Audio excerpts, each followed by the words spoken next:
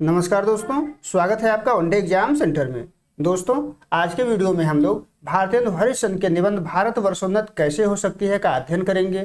इससे संबंधित महत्वपूर्ण तथ्यों को जानेंगे। इस निबंध में भारतेंदु हरिश्चंद्र ने जो मुख्य बातें कही है उन बातों का अध्ययन करेंगे और इसके अलावा निबंध के सारांश पर भी हम लोग चर्चा करेंगे। तो चलिए वीडियो को शुरू करते हैं और सबसे पहले निबंध से संबंधित महत्वपूर्ण तथ्यों को जान लेते हैं। यह जो निबंध है ये भारतेंदु हरिश्चंद्र के द्वारा 1884 ईस्वी में लिखा गया था और इस निबंध की रचना भारतेंदु हरिश्चंद्र ने एक भाषण के रूप में किया है। उनको जो है बलिया जिला के ददरी नामक स्थान पर जो मेला लगता है, ददरी नामक स्थान पर, उसी मेले में देशोपकारी सभा में भाषण देने के लिए इस निबंध की रचना की गई थी। बाद में इस निबंध का प्रकाशन भी होता है हरिश्चंद्र चंद्रिका नामक पत्रिका में, जो भारतेंदु हरिश्चंद्र के द्वारा ही निकाला जा रहा था और इसका प्रकाशन जो है दिसंबर 1884 वाले अंक में किया जाता है।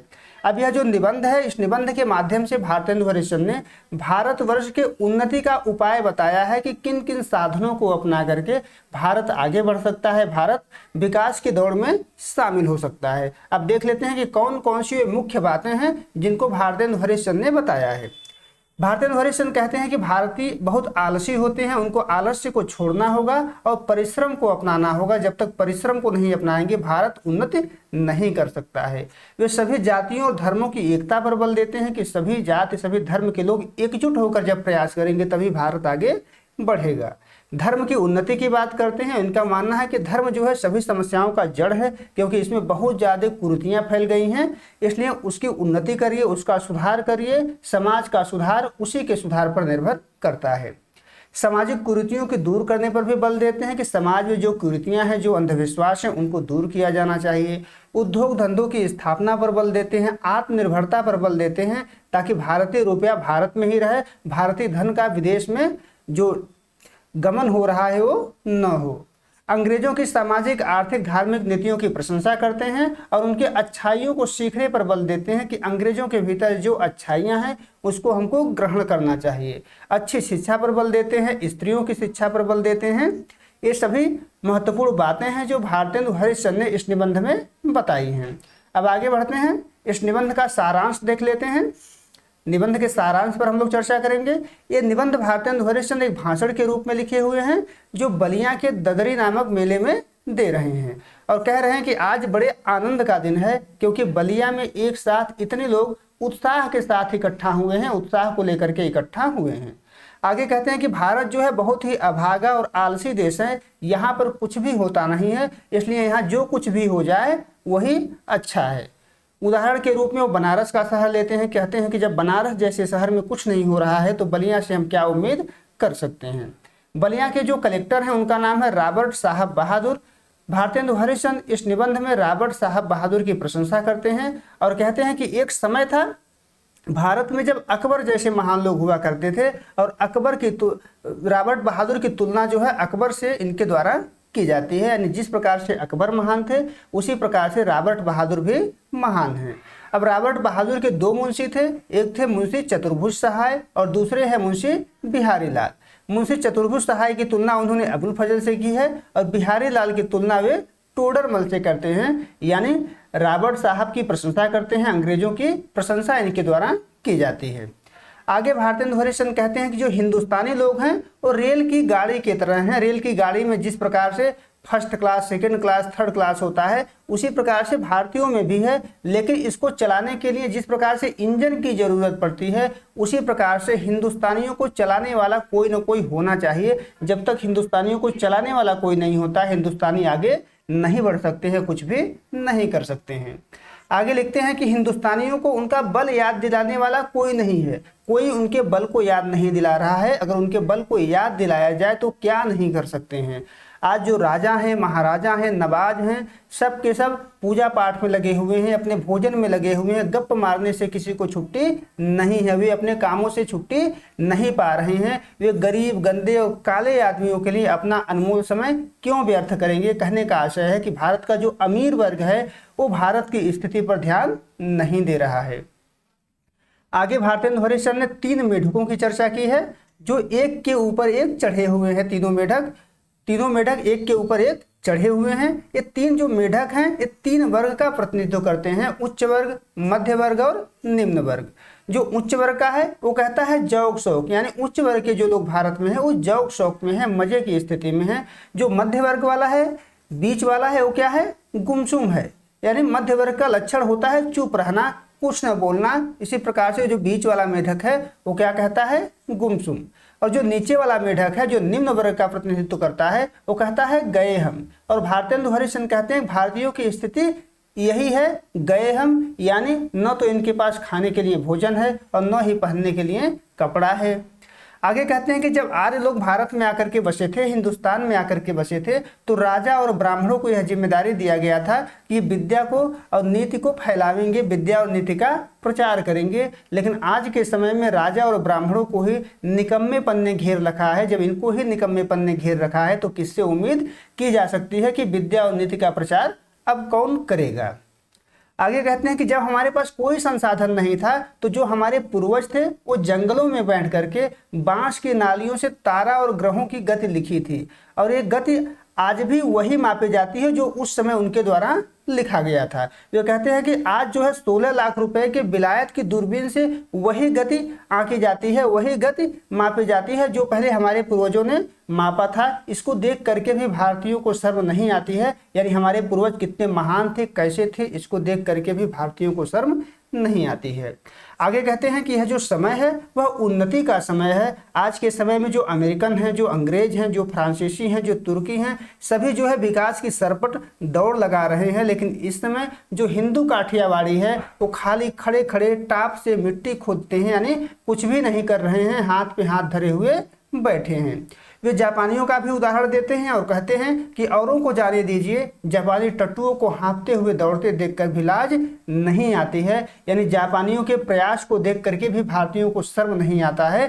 वे विकास के लिए, अपने आगे बढ़ने के लिए कुछ भी नहीं कर रहे हैं। आगे कहते हैं भारतेंदु हरिश्चंद्र कि अगर अंग्रेजों के राज में हम मेढक, काठ के उल्लू और पिजड़े के गंगाराम ही रहे तो फिर हमारी कमबख्ती फिर कमबख्ती ही है।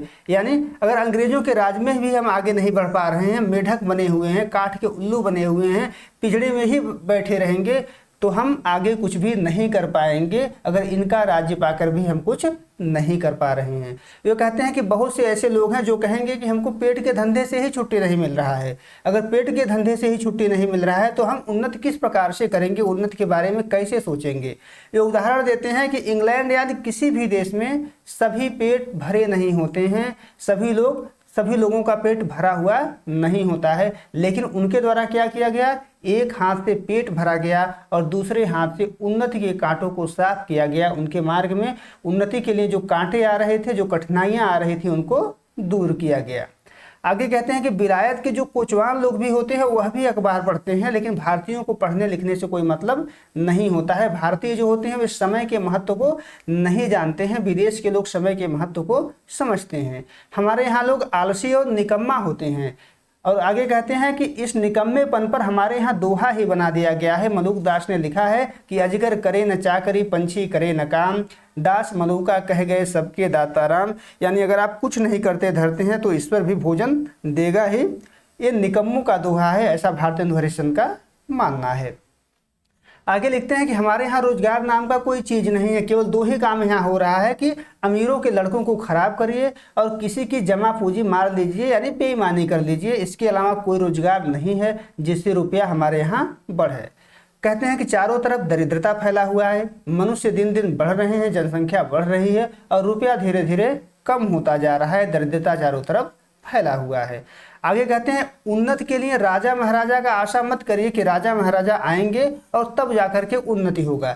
यह भी मत सोचिए कि पंडित जी कथा में कोई ऐसा उपाय बता देंगे जिससे रुपया बढ़ेगा, बुद्धि बढ़ेगा और हम आगे बढ़ेंगे। पंडित जी कथा में कोई ऐसा उपाय नहीं बतलाने वाले हैं।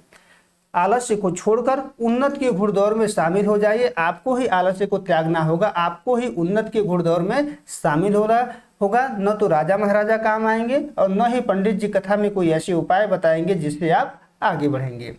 वे पृथ्वीराज चौहान का उदाहरण देते हैं और कहते हैं कि जब शहाबुद्दीन जो है पृथ्वीराज चौहान को गोर लेकर चला गया था तो उसके भाई जो गयासुद्दीन है वो शब्द वेदी बाण चलाने के लिए कहता है। लेकिन चंद का यानी चंद्रबरदाई का संकेत पा करके जो पृथ्वीराज चौहान थे उन्होंने गयासुद्दीन का वध कर दिया था। यानी कहने का आशय है कि बार बार अवसर नहीं मिलता है, अवसर एक ही बार मिलता है। और जिस प्रकार से पृथ्वीराज चौहान ने एक बार अवसर पा करके ही गयासुद्दीन का वध कर दिया था, उसी प्रकार आपको उन्नति के लिए एक ही बार अवसर मिलेगा। अगर इस सरकार में भी, इस राज्य में भी आप कुछ नहीं कर पाएंगे तो आप कभी भी कुछ नहीं कर पाएंगे। वे कहते हैं कि धर्म में, घर के काम में, रोजगार में, शिष्टाचार में, चाल चलन में, समाज में, सब जाति सब देश की उन्नति करियो। यानी हमारे समय में, हमारे समाज में सभी जगहों पर उन्नति करने की आवश्यकता है और सभी जगह पर उन्नति किया जाना चाहिए। आगे भारतेंदु हरिश्चंद्र ने कहा है कि अपनी खराबियों के मूल कारण को खोजो कि हमारे खराबी कहाँ है। आगे कहते हैं कि यह खराबी जो है धर्म में छिपा हुआ है और सुख की आड़ में छिपा हुआ है। इसे उसी प्रकार नष्ट करो जिस प्रकार तुम्हारे घर में कोई पुरुष व्यभिचार करने आता है तो उसे क्रोध से पकड़कर उसका सत्यानाश करोगे। यानी आपके घर में कोई पुरुष व्यभिचार करने जाता है तो जिस प्रकार से आप उसका नाश करना चाहेंगे, जिस क्रोध से उसका नाश करना चाहेंगे, उसी क्रोध में पड़ करके अपने भीतर के खराबियों को नष्ट कर दीजिए, तभी जाकर के आप आगे बढ़ पाएंगे। आगे भारतेंदु हरिश्चंद्र कहते हैं कि सभी उन्नतियों का जो मूल है वो धर्म है, इसलिए धर्म की उन्नति करनी चाहिए। जब तक धर्म की उन्नति नहीं होगी तब तक हमारा उन्नति नहीं होगी। वे धर्म के महत्व को भी बताते हैं। वे कहते हैं कि एकादशी का जो व्रत है वो इसलिए महीने में 1-2 बार रखा जाता है कि उपवास से शरीर जो होगा वो शुद्ध हो जाएगा। गंगा नहाते समय सबसे पहले सर पर पानी इसलिए डाला जाता है ताकि पैर की गर्मी सर पर चढ़कर विकार न उत्पन्न कर दे। दीपावली इसलिए मनाया जाता है कि इसी बहाने साल में 1-8 बार हम साफ सफाई कर लेंगे ताकि बीमारी से दूर रहेंगे। ये सभी त्योहार कहते हैं कि क्या है, म्यूनिसिपालिटी हैं और इसको ये समाज धर्म बताते हैं। ये वास्तविक धर्म नहीं है, लेकिन लोगों ने इसको वास्तविक धर्म मान लिया है। ये समाज धर्म होते हैं जिसको देश काल और परिस्थिति के अनुसार बदला जा सकता है। आगे कहते हैं कि दूसरी खराबी जो हमसे हुई वह यह हुई कि ऋषियों और महात्माओं के जो वंशज थे उन्होंने बाप दादाओं की बातों को नहीं समझा। बाप दादा के बातों को न समझ करके उनके बनाए गए ग्रंथों में नए नए धर्म बना करके शास्त्रों में घुसा दिया। इससे क्या हुआ कि सभी तिथियां क्या हो गई, व्रत हो गई, और सभी स्थान क्या हो गए, तीर्थ हो गए। इससे अंधविश्वास फैला और हम अंधविश्वास में पड़ करके पीछे जाते रहे। बहुत सी बातें जो समाज विरुद्ध मानी जाती हैं, किंतु धर्मशास्त्रों में जिसका विधान है उसको मत चलाइए, उसको मत आगे बढ़ने दीजिए। जैसे जहाज का सफ़र है, जहाज का सफ़र करना चाहिए लेकिन हमारे यहाँ मनाही है। विधवा विवाह भी शास्त्रों में है लेकिन समाज में क्या है, मनाही है, तो इसको आगे बढ़ने मत दीजिए। लड़कों की बालपन में शादी मत करिए, कुलीन प्रथा को मत आगे बढ़ने दीजिए। बहुविवाह को क्या करिए, दूर कर दीजिए। बहुविवाह से समाज का पतन हो रहा है। आगे कहते हैं कि लड़कियों को ऐसी शिक्षा दीजिए कि वह अपना देश और कुल धर्म सीखें और पति की भक्ति करें। ऐसा भारतेंदु हरिश्चंद्र का मानना है। और कहते हैं कि वैष्णव शैव सभी प्रकार के लोग अपना बैर छोड़ दें। हिंदू मुसलमान जैन सब जाति मिलिए, एक दूसरे का आदर करिए। यानी सभी धर्मों के लोग मिलजुल कर आगे बढ़ें, तभी जाकर के भारतवर्ष की उन्नति होगी। आगे कहते हैं कि मुसलमान हिंदुओं को नीचा दिखाना छोड़ दें। उनके यहाँ जाति नहीं, खान पान पर रोक नहीं है, विलायत जाने पर रोक नहीं है, फिर भी उनकी स्थिति अच्छी नहीं है। उनकी स्थिति भी उसी प्रकार से बनी हुई है जिस प्रकार से हिंदुओं की स्थिति बनी हुई है। हिंदुओं से कहते हैं कि भाई हिंदुओं, तुम भी मत मतांतरों का आग्रह छोड़ो। जो हिंदुस्तान में रहे, चाहे किसी भी जाति किसी रंग का क्यों न हो, वह हिंदू है और हिंदू की सहायता करो। यानी जो लोग भी हिंदुस्तान में रहते हैं वे सभी हिंदू हैं और हिंदुओं की सहायता करो। आगे कहते हैं कारीगरी सीखो जिससे तुम्हारा रुपया तुम्हारे देश में ही रहे। कारीगरी सीखेंगे तो आत्मनिर्भर होंगे, इससे आपका रुपया आपके देश में ही रहेगा। आज रुपया हजारों तरीके से विदेश जा रहा है। दिया सलाई जैसी वस्तु भी हम नहीं बनाते हैं, हम अपने काम की वस्तु भी नहीं बना पा रहे हैं। ये हमारे लिए शर्म की बात है। कहते हैं भाइयों, नींद से जागो, अपने देश की सब प्रकार से उन्नति करो, जिसमें तुम्हारी भलाई हो वैसी किताब पढ़ो। यानी इस प्रकार की किताब पढ़ो जिस प्रकार की किताब से तुम्हारी भलाई हो। परदेशी वस्तु और परदेशी भाषा की भरोसा मत करो, अपनी भाषा में उन्नति करो। यानी जो परदेशी वस्तु है उसकी आशा मत करिए, परदेशी भाषा की आशा मत करिए, उसको छोड़ करके अपनी भाषा में उन्नति करिए। तो ये भारतेंदु हरिश्चंद्र के द्वारा लिखा गया भारत वर्षोन्नत कैसे हो सकता है निबंध का सारांश था। उम्मीद है दोस्तों आपको वीडियो पसंद आई होगी। अगर वीडियो अच्छी लगी तो ज़्यादा से ज़्यादा लोगों तक शेयर कर दीजिए, चैनल को सब्सक्राइब कर लीजिए। बहुत बहुत धन्यवाद।